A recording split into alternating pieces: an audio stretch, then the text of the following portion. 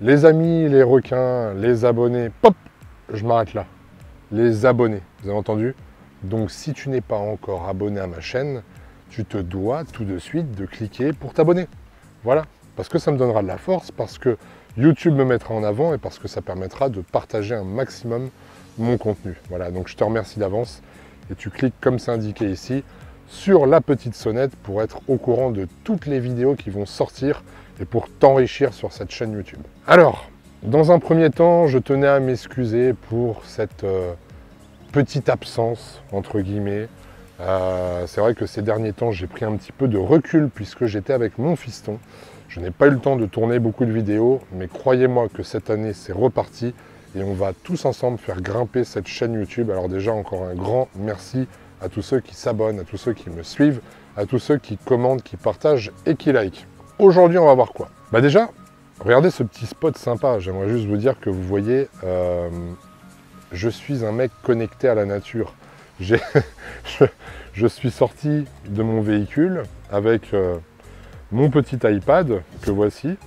Je suis sorti avec mon trépied, avec mon téléphone, mon micro.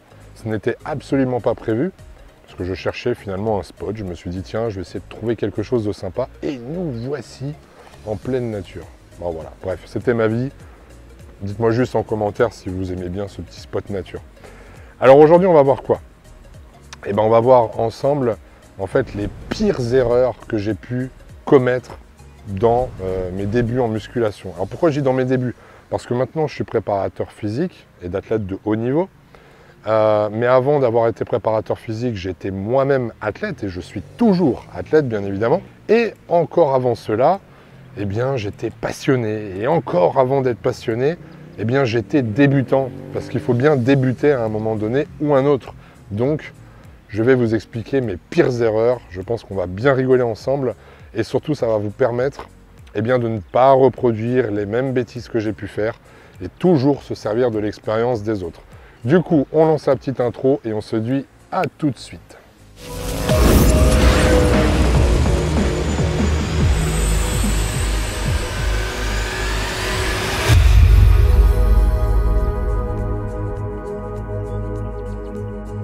Donc les amis, les requins, les abonnés, mes chers confrères, l'intro est terminée. On va attaquer ensemble. Alors je prends ma tablette parce que je les ai notés et on va voir un petit peu ensemble ce qui se trame là-dessous. Alors, les erreurs que j'ai pu commettre. On va commencer par l'erreur numéro 1. D'ailleurs, avant de commencer cette vidéo, tu noteras que j'ai une trace de transpiration sur la casquette parce que je sors de la salle, évidemment. Eh oui, training à fond. À fond, à fond. Bref, je m'égare. Alors, erreur numéro 1.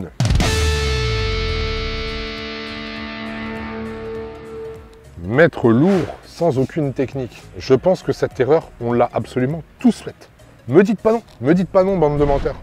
On l'a tous faite. Moi-même, qui suis préparateur physique, qui prône la technique et l'exécution avant de mettre de la charge, j'ai commencé par faire vraiment l'andouille, comme tout le monde, à mettre du poids bêtement. Je pensais que les bodybuilders que je voyais dans les magazines, pour être monstrueux, il fallait mettre lourd, parce qu'on les voyait s'entraîner à lourd. D'ailleurs, je ferai une petite vidéo, je pense, là-dessus, sur est-ce qu'il faut vraiment s'entraîner comme les vidéos qu'on peut voir de motivation. Bref, j'ai fait l'erreur. Aujourd'hui, j'en paye les pots cassés, puisque j'ai une hernie discale à cause de ça, puisque j'ai mis lourd au squat et au soulevé de terre. Et quand je dis lourd, c'est en dépassant les 200 kg à l'âge de 15-16 ans, tout de même. Qu'est-ce que j'ai? J'ai des problèmes au niveau de mes genoux, au niveau de la rotule. Voilà, à cause des squats aussi également. J'ai des problèmes tendineux au niveau des épaules. J'ai toujours mis très lourd aux épaules. Bref, vous l'aurez compris, on le paye et bien plus tard. Et les personnes de l'époque m'ont dit tu verras avec le temps, tu verras quand tu vas vieillir. Et quand on est jeune, on se dit toujours cause toujours ça m'intéresse. Mais bon, voilà. Ils avaient raison. Donc faites très attention. Privilégiez lorsque vous débutez vraiment la technique par rapport au poids. Prenez le temps d'apprendre les mouvements, prenez le temps de les mettre en place. Et le poids, eh bien, il augmentera tout seul. Laissez votre ego au vestiaire. Deuxième point.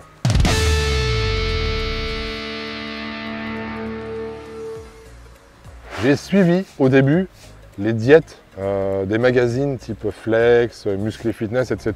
Alors je vous parle vraiment de mes débuts, hein, c'est-à-dire que Aujourd'hui, je fais 30 ans à la fin de l'année. 30 ans à la fin de l'année. Je vieillis, je vieillis. Je n'ai que 30 ans, mais je ne veux pas m'en apercevoir. Bref, c'est pas le sujet. Juste pour vous dire que j'ai commencé la musculation à l'âge de 15 ans. Et à l'âge de 15 ans, j'étais encore au lycée. Donc je voulais devenir la marmule du lycée, tu vois. Et au final, au niveau de la diète, je ne connaissais rien. Au niveau de l'entraînement non plus, je ne connaissais rien. Donc au niveau de la diète, si tu veux, je me basais vraiment, puisque je voulais vraiment être gros à l'époque, tu vois. Faut savoir que je faisais 59 kilos quand même pour 1m80 à peu près, donc ce qui est vraiment très très maigre. Et je voulais vraiment devenir gros, donc je me suis dit, écoute, si tu veux être comme Coleman, il faut que tu manges comme Coleman. Oui, vous allez me traiter d'espèce de naïf, etc. Mais n'oubliez pas, mes petits gars, hein, que quand j'avais 15 ans, c'était il y a 15 ans. Donc en fait, Instagram et Facebook, c'était pas ça encore. Nous, on se fiait aux magazines, ça fait bizarre de parler comme ça, on se sent vraiment vieux d'un coup. Et donc, on se basait sur par exemple des cassettes, des vidéos, des VHS. Je sais pas si vous avez connu les VHS, ceux qui me regardent. Waouh, elle est là. Les amis, test à ma résilience. Je venais de finir la vidéo. Et en fait, je me rends compte que ça n'a filmé que les 7 premières minutes. Voilà. Donc, il y a eu à peu près 40 minutes que j'ai tourné dans le vide. Bref. Vous savez, je vais vous dire une chose. Un requin ne lâche absolument jamais. Donc, je continue cette vidéo. Du coup, on en était, si je me souviens bien, au moment où, et si j'ai bien étudié là où s'est coupée la vidéo, où j'étais en train de rattraper ma tablette. Donc, on va pouvoir aborder le troisième point.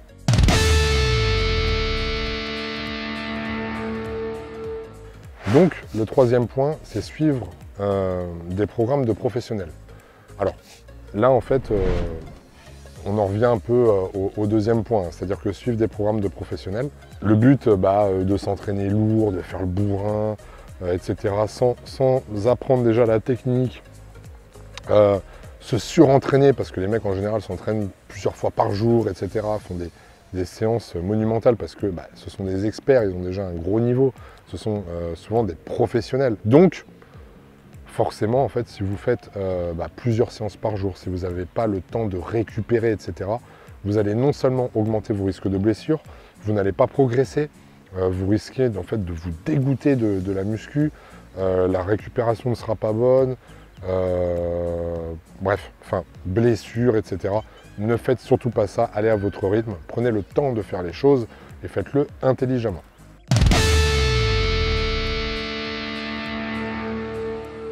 Une grosse erreur que j'ai pu faire également, c'est de couper les glucides en sèche.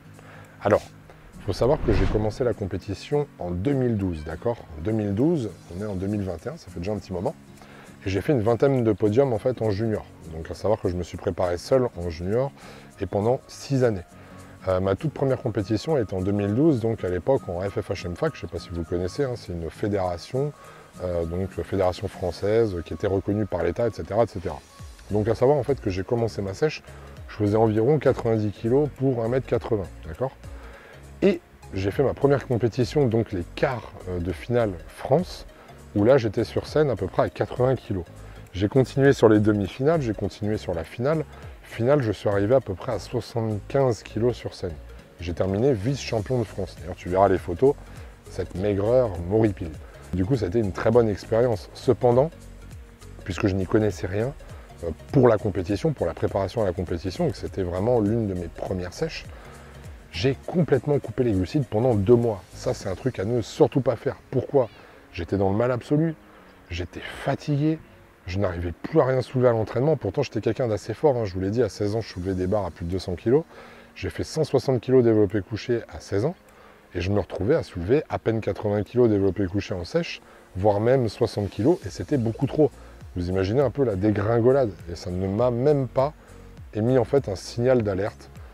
Pour moi, c'était presque entre guillemets normal. Donc en fait, non, ce n'est surtout pas à faire, surtout que vous réduisez votre métabolisme, vous ne séchez pas forcément plus, par contre vous allez beaucoup perdre au niveau de votre volume musculaire.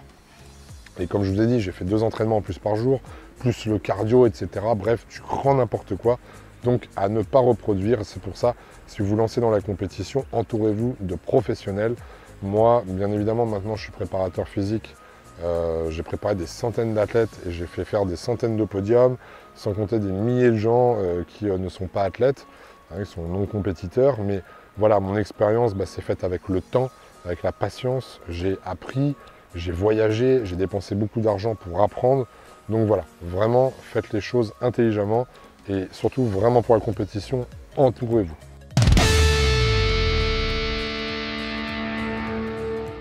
Erreur que j'ai pu faire aussi, c'est de me gaver de gainers. Alors ça, c'est un truc de fou. Je me suis, mais alors empiffré des fois, des 4, 5, 6 kilos par mois. Enfin, c'était un délire, c'était n'importe quoi. Enfin, je me suis même rendu à un moment à prendre au moins 500 grammes minimum de gainers par jour, même le soir avant de se coucher, etc. Parce que je pensais que c'est le gainer qui faisait tous. Et puis, on va se l'avouer, on la connaît tous, cette fameuse marque, notamment cette étiquette avec un nom d'éléphant, tu vois ce que je veux dire, soit jaune, soit orange. Bref, t'as compris, c'était un truc de fou.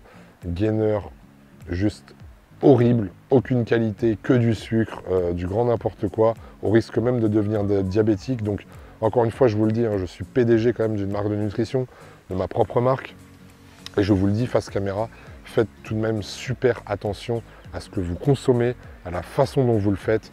La priorité reste et restera toujours l'alimentation. Et les compléments, bien évidemment, sont aujourd'hui indispensables puisque nous n'avons pas les mêmes nutriments, nous n'avons pas la même micronutrition que l'on pourrait avoir à l'époque de nos grands-parents, arrière-grands-parents, etc., qui avaient une meilleure qualité, on va dire, de nourriture qu'aujourd'hui. Donc faites attention à cela, mais vraiment, je vous invite à aller sur Iron Shark Nutrition, sur le compte Instagram.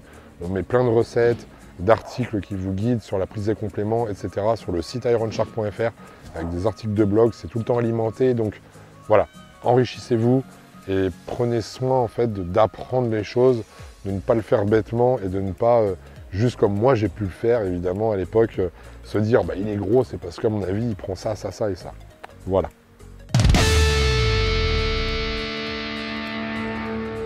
Erreur aussi que j'ai pu faire, c'est de tenir sa diète la semaine et de faire la bamboula, la java, la fiesta, como está bien, le week-end. Ça, je pense que vous l'avez fait aussi, on l'a tous fait, peut-être que vous le faites encore. Et c'est une erreur, vraiment une grosse erreur à ne pas reproduire. Pourquoi? Je vous explique, c'est tout simple. Lorsque vous êtes régulier la semaine et que vous mettez à plat, vous remettez les compteurs à zéro au niveau récupération, au niveau de la nutrition, etc. le week-end, et quand vous redémarrez votre semaine, si vous étiez en perte de poids, peut-être que vous avez repris 2 kilos, etc. La récupération musculaire, elle n'est pas bonne. Il y a plein de paramètres en fait qui rentrent en jeu. C'est vraiment, moi je l'ai constaté avec les élèves, hein, le nombre d'élèves que j'ai pu avoir, ceux qui tenaient juste la semaine, qui faisaient un craquage total le week-end, en fait, ils stagnaient au niveau de la progression sur l'année. Par contre, ceux qui se tenaient, on va pas dire à carreau, mais qui étaient dans la régularité et dans l'assiduité, en général, même le week-end, c'est des personnes qui ont vraiment progressé sur le long terme. Donc, prenez vraiment ces paramètres en compte. La musculation, ce n'est pas juste un sport, c'est une science, c'est une hygiène de vie, ça se suit au quotidien. Et si vous n'êtes pas prêt à le faire, dans ce cas-là, ne soyez pas déçus que les résultats ne sont pas optimisés à 100%.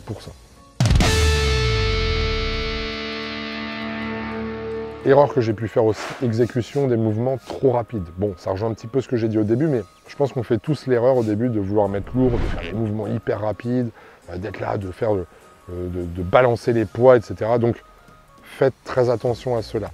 Prenez le temps de faire vos mouvements. N'oubliez pas que la musculation, c'est avant tout, ce qui vous fera progresser, c'est avant tout le temps sous tension. Qu'est-ce que le temps sous tension?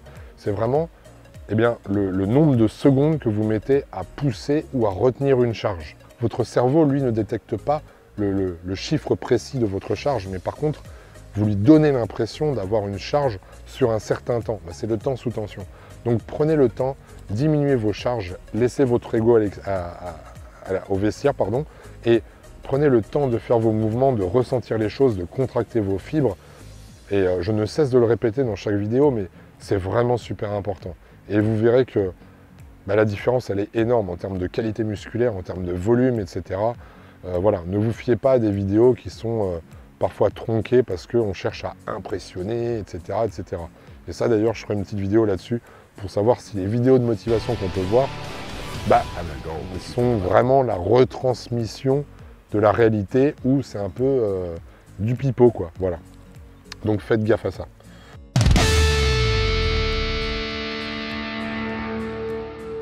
Une autre erreur que j'ai pu faire, c'est de courir.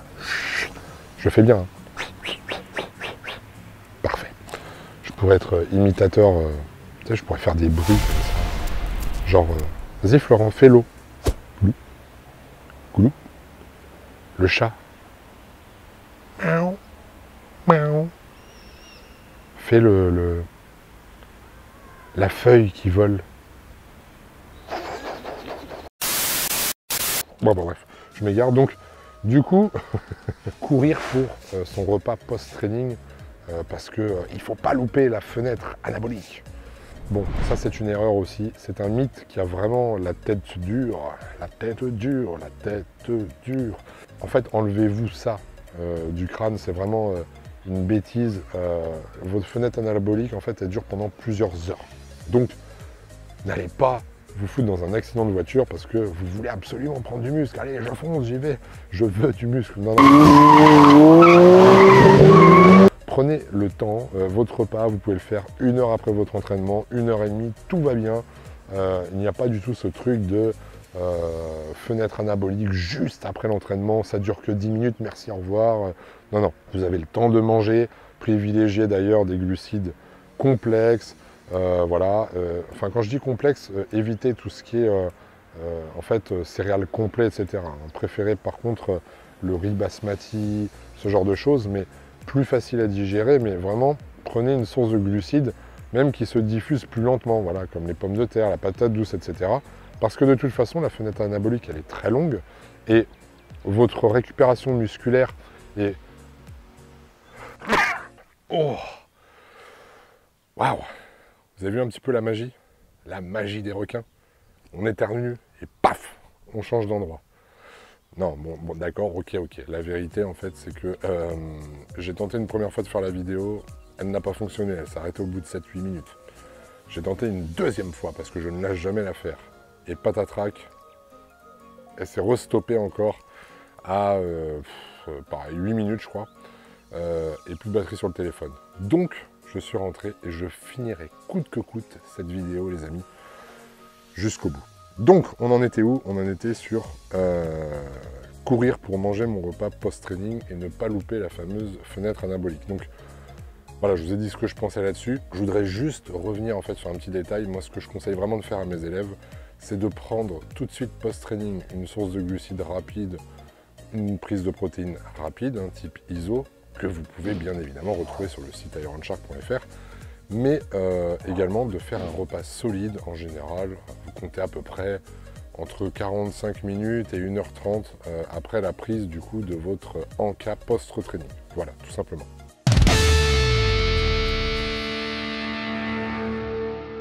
Donc, une erreur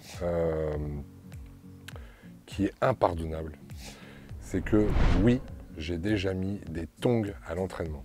Vous avez bien entendu, des tongs à l'entraînement. Mais comment tu fais pour mettre des tongs? Alors, pas n'importe quel tong, d'accord? Parce que je suis désolé. Et là, c'est un débat. Je ferai une vidéo à ce sujet. Qu'est-ce qu'il se passe dans vos têtes à chaque fois pour mettre des chaussettes avec des tongs? Je bannis formellement, d'accord, ce style vestimentaire. Je le bannis. D'accord. En tout cas, j'ai déjà mis des tongs à l'entraînement et bon, j'ai pas fait de squat avec non plus, hein, mais je l'ai fait. Et en plus, j'ai failli me bousiller l'orteil en fait en me faisant tomber une rondelle de vin pas loin du pied. Donc surtout, ne faites pas ça. Et encore une fois, surtout moins faire des squats, ce genre de choses avec vos tongs. À la limite, soyez pieds nus, c'est encore mieux. Bref. En tout cas, retenez bien ça. Chaussettes, tongs, arrêtez. D'ailleurs, dans les commentaires, si vous avez déjà mis des tongs à l'entraînement ou si vous mettez des chaussettes avec vos tongs, assumez, dites-le en commentaire. On rigole. Assumez vos bêtises.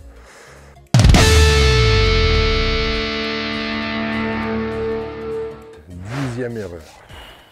la pire, la pire. J'ai déjà écouté du Polnareff lorsque je faisais des cuisses. Oui, je l'ai fait, surtout au moment où ça fait...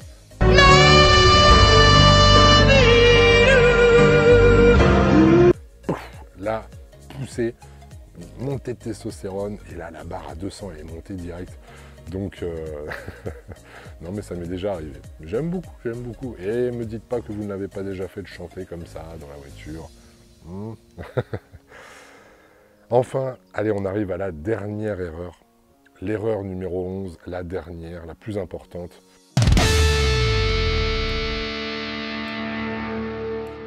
C'est de ne pas avoir créé cette chaîne YouTube avant. Voilà, je n'ai pas assez communiqué sur mon travail, je n'ai pas assez communiqué tout mon savoir-faire, je n'ai pas assez communiqué sur beaucoup de choses. Pourquoi? Parce que suivre les gens au quotidien, suivre ma team me demande énormément de temps.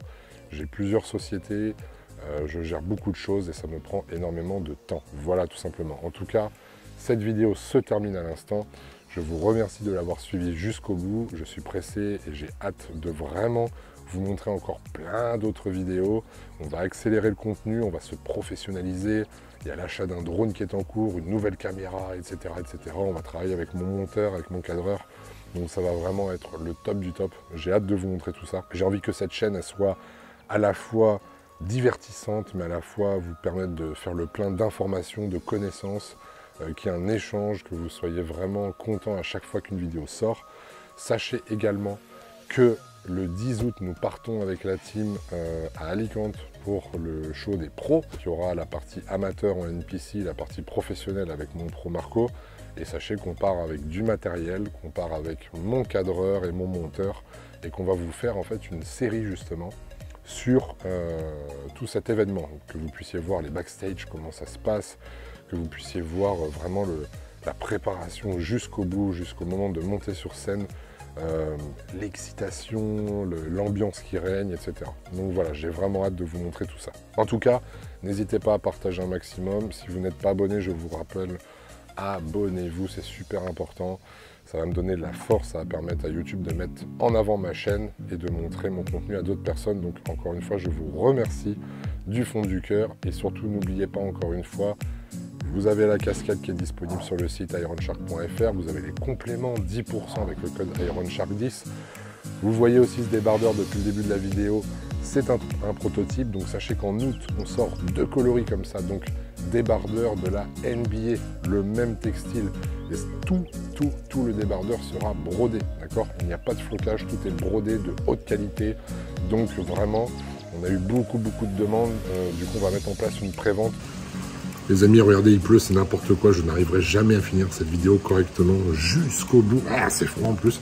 Du coup, je vous laisse. Je vous dis à très vite pour plein de prochaines vidéos. Merci de me suivre. Ciao, ciao les requins et force à vous.